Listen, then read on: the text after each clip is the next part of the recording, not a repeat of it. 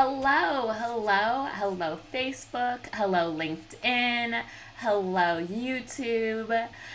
What should you put in a diversity statement, and what are the things that you need to avoid in a diversity statement? What are the most common mistakes students make when they are writing their diversity statement? This is another episode of Break Into Law School. For those of you who are new, my name is Sydney Montgomery. I am the CEO of Montgomery Admissions Consulting, and I specialize in working with first generation and minority law school applicants. And today we are talking about diversity statements. I know that as you're preparing your applications, it can be really easy to just focus on your personal statement. And I don't want to say just focus on your personal statement because your personal statement is very important. But what about the other essays? What about the optional essays? And one of those optional essays is a diversity statement. Now, it's not required, hence optional. But I genuinely believe that most people can write a very good and compelling diversity statement. But I want to take some time to talk to you a little bit about what that is and what those common mistakes are that you can avoid as you begin to draft. Now, of course, I want you to let me know in the comments, let me know where you're listening from, let me know where you are in your journey, let me know if you've started your diversity statement, if you're struggling somewhere, if you need help. We are going to go through all of that. I also want to let you know that down in the link below, you will see a guide to diversity statements. It is another one of my little mini courses. It has information for you, a complete downloadable guide, several different samples, some videos from me, some templates to use as you're organizing your thoughts. And y'all, it is only $27, okay? Because I know it's really stressful right now, and I know that the last thing that you want to be doing is trying to figure out what goes in my diversity statement. I don't know if I should write one or not. I'll just skip it. It's too hard. I don't want you to do those things. I want you to have the strongest application possible, and I want to make it affordable for you to do so. So go ahead and grab that link below. Like I said, it's only $27, and you will get guidance, and you will get just the information and resources that you need to write a strong diversity statement.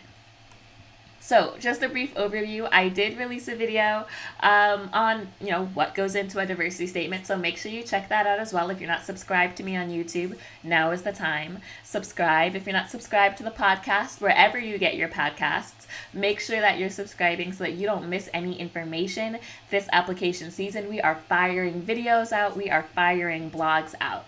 Okay, so your diversity statement is a different essay than your personal statement. There really shouldn't be any kind of overlap, and it's a chance for you to show how your diverse experiences have given you a perspective that might be different than others, that might contribute to the law school community. And a lot of times people get confused when they see the word contribute. Sometimes they will think, oh, they're asking, how does it contribute? I should talk about what I want to do at that school. No. There are a lot of different ways you can contribute. Just you being there at school is contributing. If you have a perspective that will help your classmates, if the way that you see the world will make you a better citizen of the law school community, a better colleague, a better student, a better classmate, a better friend, if you are going to help be a leader at the school because of the experiences that you have had, that is how you are contributing. And that's really the takeaway for all these diversity statements. There's a lot of different prompts. You'll see it worded different ways. In that complete guide, I kind of give you some sample prompts so you can see just how varied diversity statement, optional statement, essay prompts are. But you do want to be thinking about, okay, yes, I have this diverse perspective, but what's the takeaway? How is this going to contribute? How are my perspectives going to add? How is it going to be a value add and a benefit to the law school community that I'm going to? And it doesn't have to be about the law, right? You could just have a perspective that causes you to interact with others and see the world differently. And that is rich and beautiful in and of itself. So I want you to think a little bit more broadly about these terms. And while we're thinking broadly about terms, I want you to think broadly about the term diversity as well. So, what is diversity? It's not just socioeconomics, race, gender, sexual orientation, religion. I mean, it's all of those things and so much more. Perhaps you're a first generation student, or perhaps you had the unique experience of being the caretaker and raising your siblings. Maybe there's a certain upbringing that you have had, or a life experience that's very different and unique. Maybe you're a professional athlete, or musician. Maybe you were a missionary kid and you traveled the world and you moved. You're a military kid and that's how you grew up. Maybe you're a military veteran. There are so many different ways that we can think about diversity, right? Again, it's really thinking about diversity of thought. How are your experiences different than others in such a way that you are going to have a nuanced and perhaps beautiful experience or perspective to share with your classmates? Now, when we talk about common mistakes that students make, they really do fall into a few categories. One of the most common mistakes that I see students make is that they see the word diversity and they say adversity. And you've heard me talk about this with your personal statement too. Now, I'm not saying that you cannot talk about adversity. If you have something that you've really overcome, this is the place to write it. Like, your diversity statement is definitely a good place to write it if what you've overcome does not tie into your reason for going to law school. And if you haven't already, check out the podcast that I did with Spivey Consulting on diversity and adversity in law school admissions with Derek Meeker and Mike Spivey. They're fantastic. It's a really good podcast. I think it's probably one of the most meaningful podcasts that I've done in terms of guest appearances, just because of the authenticity of the topic, and how I feel transparent we all were on that podcast episode. So make sure you definitely check that out. But diversity doesn't have to mean adversity. You don't have to talk about something hard. You can talk about something beautiful. Oftentimes, diversity statements are my favorite essays to read because the writing has the opportunity to be introspective, to be beautiful, to be meaningful, to be heartfelt. Sometimes when we think about culture, we're like, oh, these are all the ways that my culture has negatively affected me. But sometimes we can think about all the beautiful things that come from our culture. The food, the smells, the dance, the colors, the family. What values has your culture given you? What beliefs do you have? What experiences do you have with your family or your culture that really aren't in any other part of your application, but really make up such a core part of who you are? And that's important too, because your diversity statement should really talk about an identity that is core to who you are, such that if they were only to read your personal statement, your application would not seem complete because they are missing a core part of your identity. But focusing only on what's hard is not always best. I see this a lot often with minority students, because we are thinking, okay, well, what are all the ways that it's been hard to be Black? I'm just going to get frank and honest with you guys for a second. You guys know I keep it 100 all the time. I am, very transparent. I see a lot of essays about this racist incident or, being the only Black person in the room. And obviously I've had those experiences too, right? I mean, almost most Black people have had those experiences. And I'm not saying that to diminish it. I mean, those are important. And we can talk about it. We can write about it. But I want you to write about it in a nuanced way. But sometimes what happens is if we focus on this racist incident that happens, I actually am not learning anything about you. And hear me. This is the prompt. How have your diverse experiences given you a unique perspective, a different perspective that will contribute to the law school community? I want to know about you as a person and something that's core to your identity. This one racist incident is probably not core to your identity. Now, it could be, prove me wrong. I'm sure there's lots of examples where that could be the case. But I still want it centered on you, right? Because what I don't want is for your diversity statement to be something that anyone else in the world could write. I don't want that. I don't want your diversity statement to be something that if I just kind of swapped out a name here or there, some other Black student could write that. Some other Black woman could write that. I don't want that. I want your diversity statement to be so unique to you that no one else can write it. And part of that is how you write and not what you write on. I think a lot of times students focus on the topic. Oh, is this topic overdone? But it's a lot of times how you write it. I've read so many essays on culture and food, but every single one of those essays has it's just really touched me. Now, I'm not saying go out there and write about culture and food, but you have to write about something that is really meaningful to you, and like I said, that you feel like your application would not be complete without it. What are some other common mistakes that students make? Oftentimes, students will use the diversity statement as an addendum, and that is also not what it is. So there are some things in our past that we need to perhaps explain.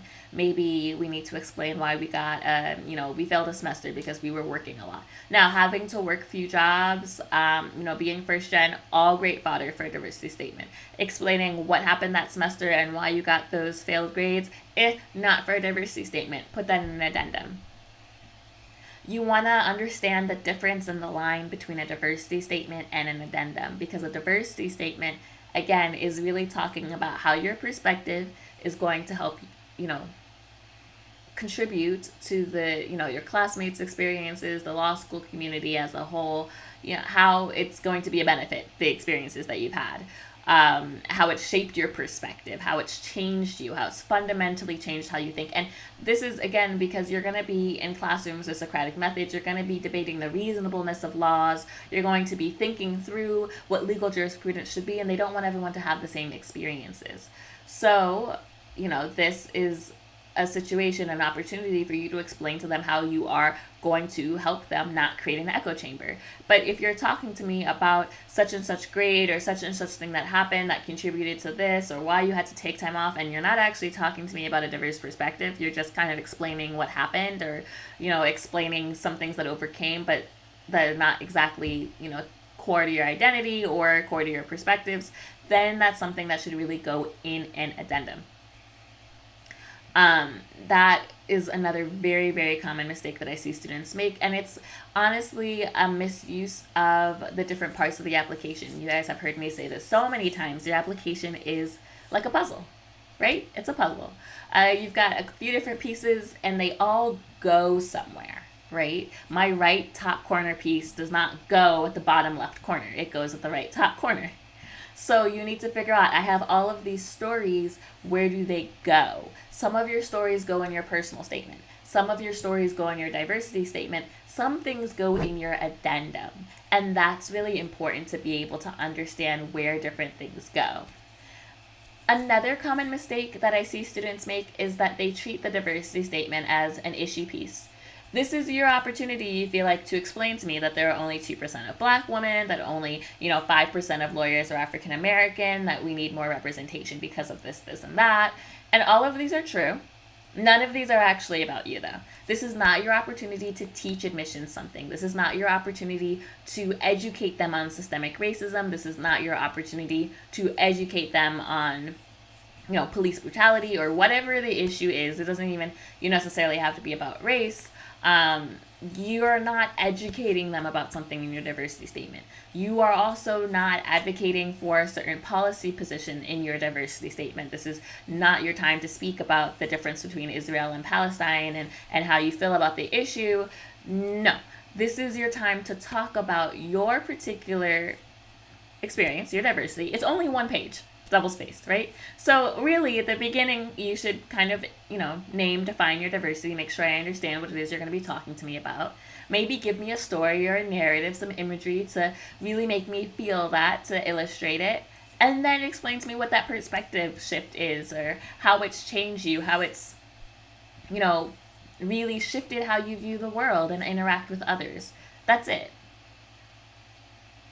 You don't have, pages and pages to talk about an issue, because every sentence that you spend talking about not yourself is a sentence that is misused and mishandled. So you want to make sure in your diversity statement, in all of your statements really, but especially in your diversity statement, because it's so short, and some schools have even shorter diversity statements. Some schools, their diversity statements are only 350 words. right? And so you really, really need to make sure that you're using each of those words carefully to illuminate more about who you are. I want to learn more about you, not necessarily learn more about an issue. I just want to stop here and make sure that there are any questions before we go into the last common mistake that students make. So let me just see if there are questions.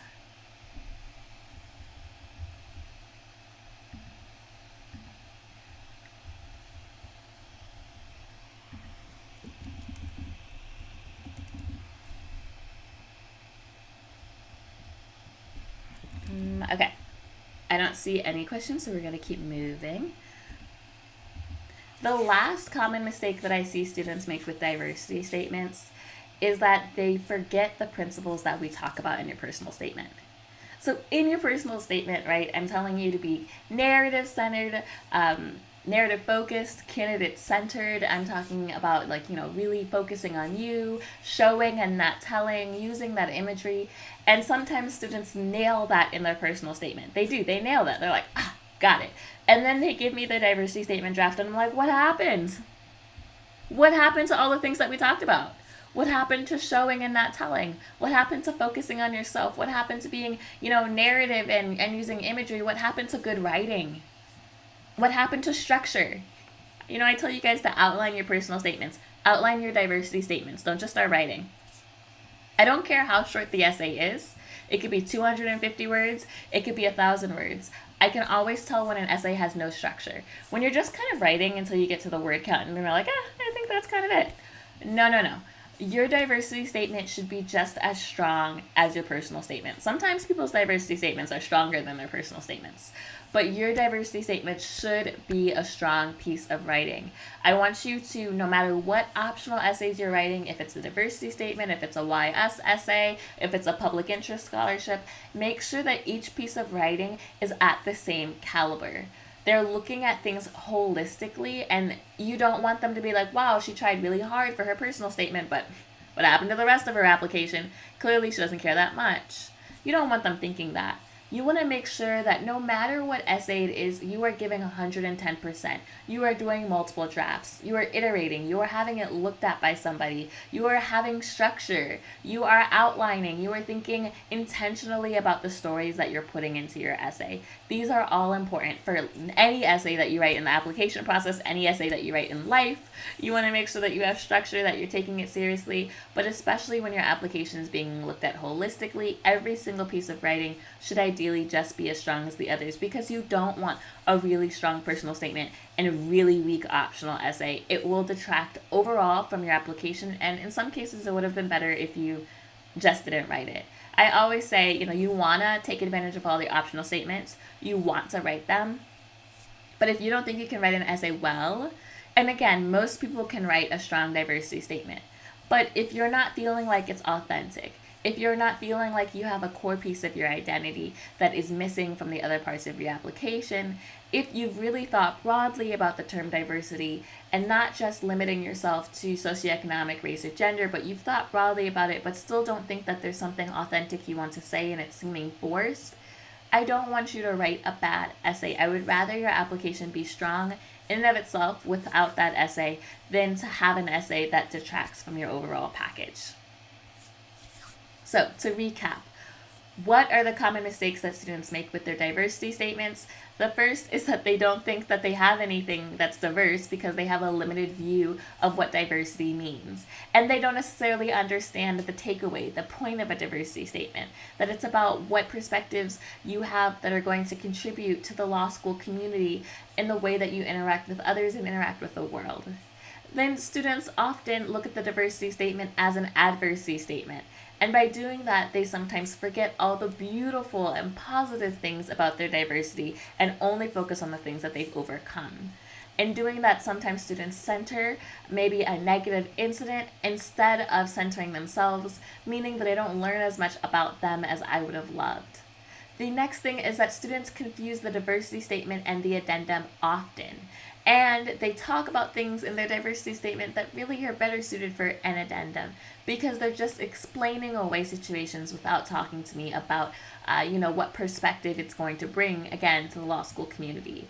Sometimes students center an issue too much, meaning that they are focused on teaching me something, teaching me about systemic racism, for example, teaching me about global cultural conflict, but they're not actually showing me more about themselves as a person. And then, of course, the last is that students often forget the principles that we work on with the personal statement. They don't have structure, they don't have narrative writing or imagery, they're not candidate centered, they're not showing instead of telling.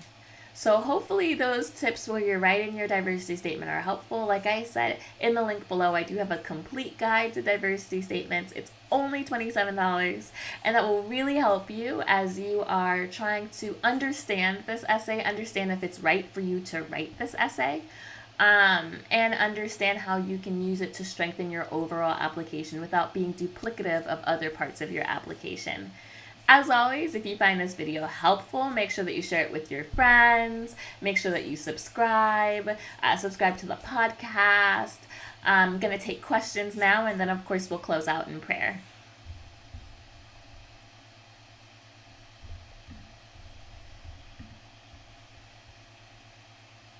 Okay, so we have a question. Someone asks, should we discuss how that particular experience has shaped us? Absolutely. We absolutely should discuss how that particular experience has shaped us.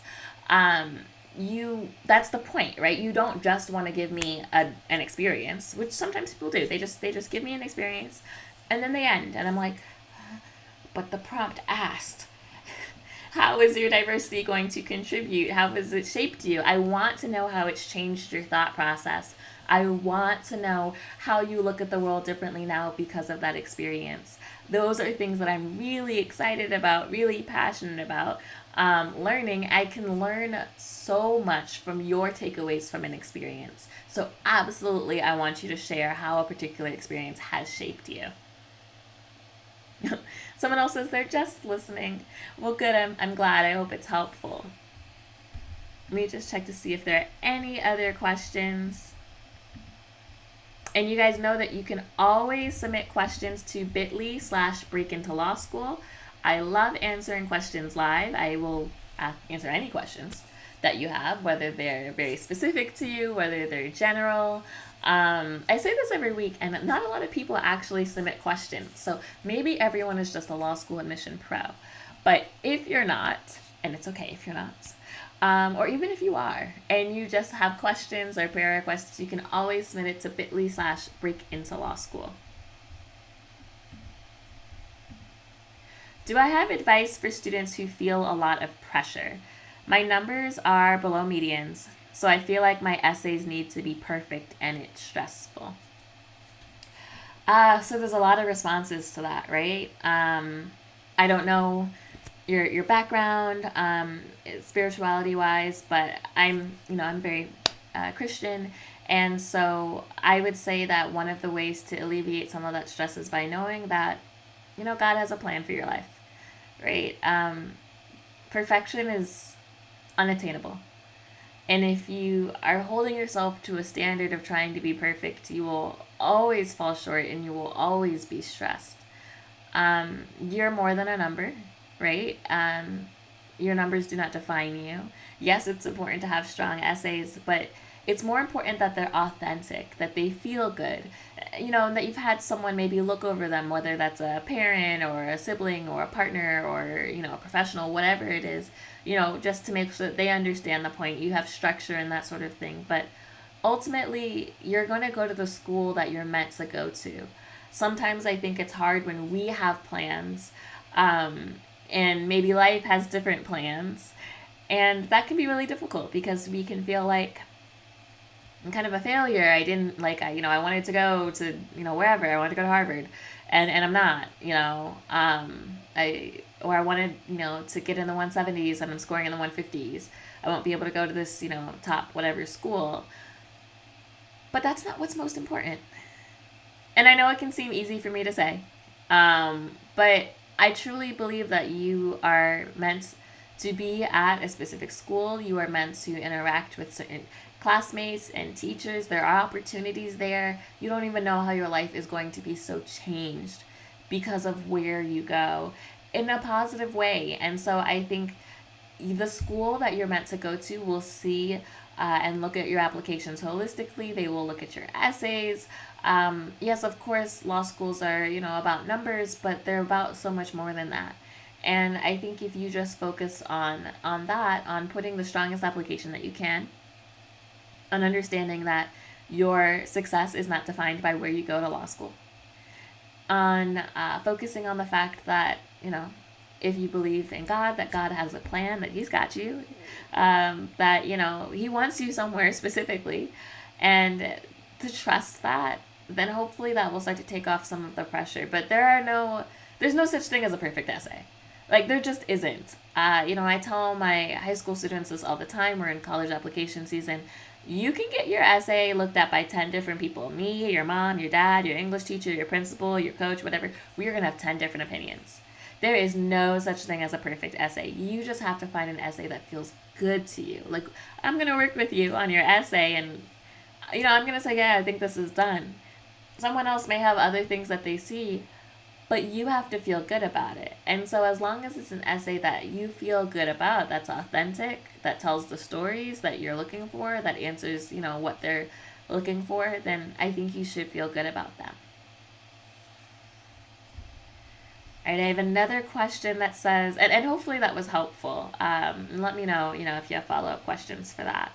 And if you haven't already, definitely check out my podcast, Mindful Prayers for Students. I think that can help with some stress. I think that mindfulness is a really big way that we can combat stress in this world, whether you're religious or not. Headspace is my jam.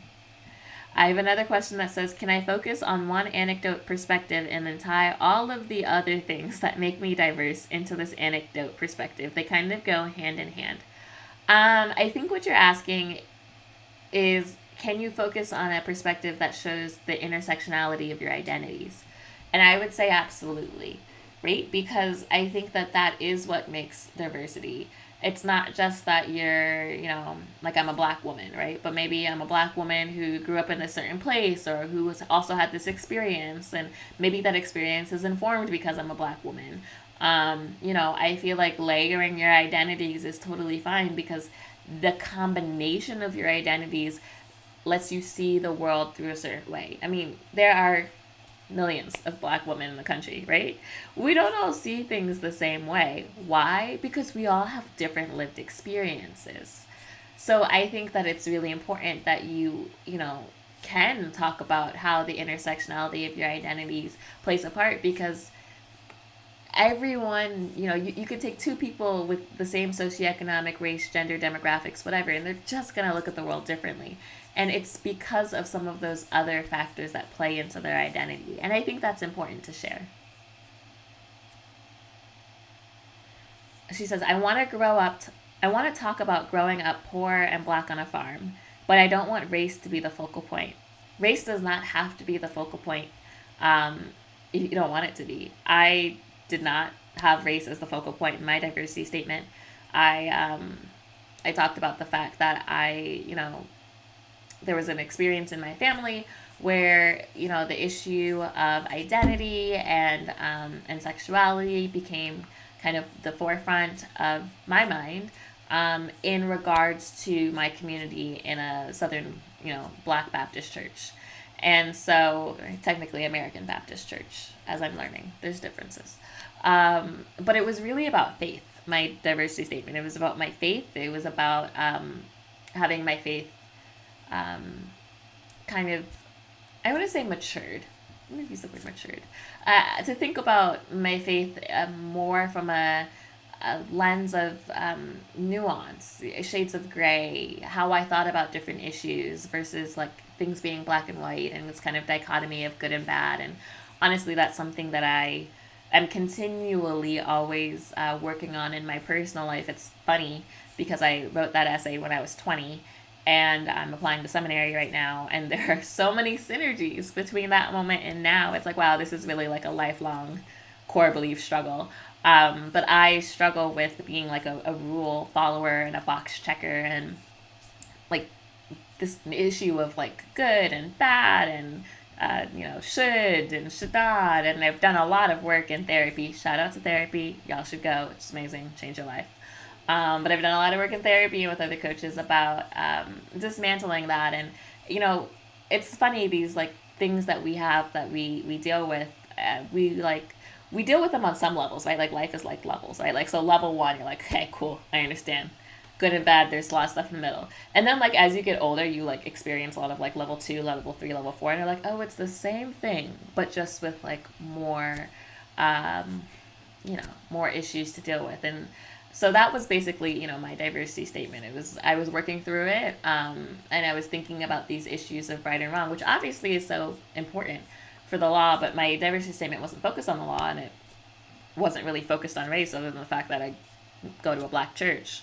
And that's the community with which, I had that as my foundation. So I don't think that just because you're, black, you have to focus on being black. And if you're talking about being black on a farm, I think there's probably a lot there. I don't know. I've only been to a farm once, really, like a true farm, like, not like a petting zoo farm, but like a true farm. When I was in the food law and policy clinic at Harvard, we went to Iowa. Shout out to Iowa. Shout out to Drake Law School. Love them over there. Shout out to food law. Fantastic area of law. If anyone is interested in food law, let me know, because it is fantastic. I had no idea it existed before law school. But I think there's probably a lot that you could say. And you only have one page double spaced, right? So I think there's a lot that you can say there. Hopefully that was helpful. I kind of want to read it now. I'm excited. She said, I'm from a small town in Missouri, only 3 hours from Iowa, actually. I have never been to Missouri. There's a lot of states I've never been to. Iowa is the only state in that region I've been to. Although my grandmother lives in Michigan, which is not really the same thing at all. But maybe I need to go to Missouri. Yeah, I think you probably have a lot to say about your diversity statement. I really am kind of curious. I kind of want to read it. I love learning about my students through the diversity statements. I learn so much. I learned so much about different cultures. I learned so much about different ways people have grown up. There have been fantastic diversity statements on faith, on purity culture, on oh my God, there's so many things that people can write diversity statements on. They are my favorite essays of all time. I love diversity statements. So if you have questions about diversity statements, definitely ask me, because they're my jam. I'm obsessed. But I'm also just obsessed with beautiful introspective writing. And so that's kind of where my love comes from. But yeah, no, I think that I think that you have a lot to work with for your diversity statement, and I think it's going to be really good. I'm really excited for you for that. Are there any other questions that people have about diversity statements, about anything in admissions? Super happy to answer them before we kind of close out in prayer.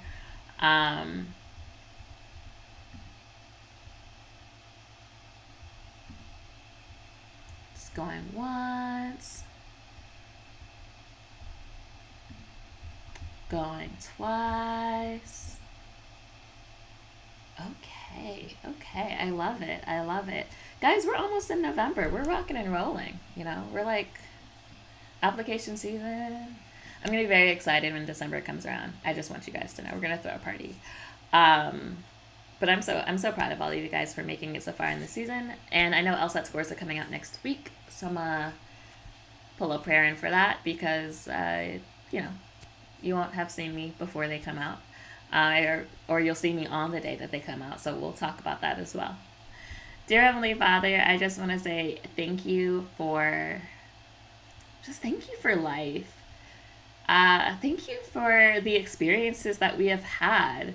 Thank you for making us all so unique, so beautifully designed, so intentionally created. And thank you for constructing our paths in a way that only you could. God, when I think about just the divine intervention and the moments that you have done in my life, done in the lives of these students, I just get excited. I just want to say thank you. Because there are moments that we experience that we don't understand why we're experiencing them, or we might not think they're special or interesting. And then years later, we realize that you put us in that position to prepare us for that next moment, or you start to connect the dots for us in ways that we never could have imagined. Sometimes when we look at our life, it only makes sense when we look backwards, and we can't always project where we're going. We can't always project why our diversity, why our identity is important. But God, you have handcrafted every situation so perfectly, so intentionally. You have put people in our lives. You have given us responsibilities, even trials and tribulations you have allowed to happen. You have saved us. You have made us perfect in your eyes, even if not in society's. But I just want to say thank you for our lived experiences. Thank you for our identity. Thank you for our culture. Thank you for the beautiful parts of our culture, even when other people do not appreciate it or treat us negatively or differently for it. Thank you for family, even the families that we have had to fashion on our own because our biological families are not there or are not there for us in the ways that we would like, but you have put people in our place to become our family anyways. Thank you for our tenacity, for our perseverance to work through hard and difficult moments and obstacles. Thank you for never leaving our side, for being there every step of the way, for the courage that you have given us to continue to keep fighting and trying. Thank you for your love. Thank you for your calling. Thank you for giving us a purpose, a destiny. Thank you for allowing us to have the ability to impact others with our desires, with our calling, with our vocation. I'm so thankful that you have opened our eyes and given us this moment with these essays to be introspective, that you have allowed us to have spaces where we can think critically about our past and our future, where we can think about how our moments have shaped us, where we can think about our core beliefs and our values. Thank you for giving us opportunities that challenge us, that challenge our core beliefs, that challenge our thoughts, so that we can be more open-minded and self-actualized as people, so that we can interact better with others, so that we can understand people who are different from ourselves. Thank you for giving this world the cosmopolitan nature that it has, so that we're not all carbon copies of each other, but that we are all individual but still make a beautiful community. I ask that as students begin to try to write these essays about their lived experiences, about their culture, about their identity, about any obstacles, that you would just be with them, that you would give them the gift of remembrance, so that they can call to mind those pieces and parts of themselves that are unique and special. I ask that you would give them the gift of sight, because oftentimes we overlook ourselves. Oftentimes we say, I'm not special. There's nothing about me that's diverse. There's nothing about me that's unique. I don't have any cool perspectives. I'm just boring. I haven't done anything good enough to write about. We have all these limiting beliefs, and God, I just ask that you would come against all of those beliefs, and you would give us the gift of sight, so that we can see ourselves how you see us, so that you can help us see the parts of ourselves that, hey, I am really good in this area, and maybe that's something that not everyone is. I have the gift of empathy because of these experiences. I have the gift of connection and relating to people because of these experiences. I have the gift of hearing other people and holding space for opinions that are different from my own because of these experiences. I have the gift of comfort and compassion because of these experiences. Help us see the spiritual gifts that are inside of us because of our unique experiences, and help us see that they are good and they are special and they are worthy, and that we are worthy and we are special and uniquely designed for a specific purpose. I ask that you would help us in structuring our essays, that we would be able to have that good writing flow, that we would not have writer's block, but instead we would be able to have the gift of gab with with words and be able to put our words together and show the imagery and show the pictures and show the setting of the scenes that we are trying to convey in our essays. I ask that you would help us with structure and organizing our thoughts, that you would remove any confusion, any discombobulation, any frustration that we might have with not knowing how to write or what to write, that you would just make it clear, make it plain, that you would be a lamp unto our feet, and you would help us as we are trying to discern how to write these essays. I ask that you would put support in place, whether that's a parent or a spouse or a teacher or a professional or a friend, that anyone that can help as we are trying to make sure that our words are conveying the meanings that we want them to mean. Oh, I ask that you would just be with us in this application season, that you would be with our writing, that you would be with our ability to convey our authentic selves to others, that you would be with our ability to understand that some doors may not open for us, but the door that we are meant to go through will, and that we have a place and a seat at a school next year that was specially crafted and designed for us, that you already know who our teachers are next year, who our classmates are next year. You already know the name on our diploma, and so I thank you for that. And I want to do a special prayer for the LSAT scores that are coming out on October 27th. I ask that you would, first off, that you would be with everyone, perhaps in their anxiety, that this is the hardest point. It's the waiting. We have studied, we have taken tests, we have gotten accommodations, we have paid for tutors, and now we wait. I ask that you would fill that time with other things to distract us from the waiting so that we are not focused on the anxiety. I ask also that you would give us a spirit of calm, that you would give us a spirit of acceptance, that you would give us a spirit of just of worthiness in ourselves, that our worth is not wrapped up into this score. That no matter if it's a score that we had been aiming for, whether we surpass it or we score way below it, that you would comfort us, that you would lift us up, that you would encourage us. I ask, though, that you would send good scores. I ask that our scores would be a reflection of the hard work that the students have put in, that the scores would be a reflection of their caliber and their potential, although I know that oftentimes they are not. I ask that you would allow the scores to do what you want it to do in this application season, to be part of the overall plan that you have, and that if students need to retest, that they are able to still go into that November test with confidence, that they are able to not let whatever happens shake their confidence. But I just ask that you would just be with good scores, that you would deliver good results next Friday, that you would deliver supernatural, divine results. I know that there are some students who were surprised by how the LSAT seemed to go in a positive way. I ask that you would be a miracle worker, that you would be a way maker, and that you would bring scores that would be beneficial to their applications. I ask that you just continue to have your hand over all that those are listening, all their applications, that you would hear their fears, their desires, their hopes, their dreams, their concerns, that you would hear them, and that you would answer their prayers, and that you would show them that you are with them and that they are never alone on this journey. I ask this in your Son's precious name. Amen. So guys, I am praying for you. I am praying for your scores. I am praying for your essays. I am praying for your stress, your anxiety, your mental health, that you would find peace, mindfulness, and joy on this journey. Of course, you know, if you need anything, I am right here.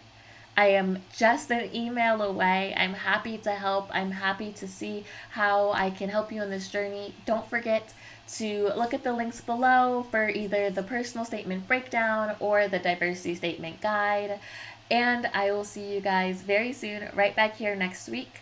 And I wish you a peaceful and joyful week. All right, guys, take care.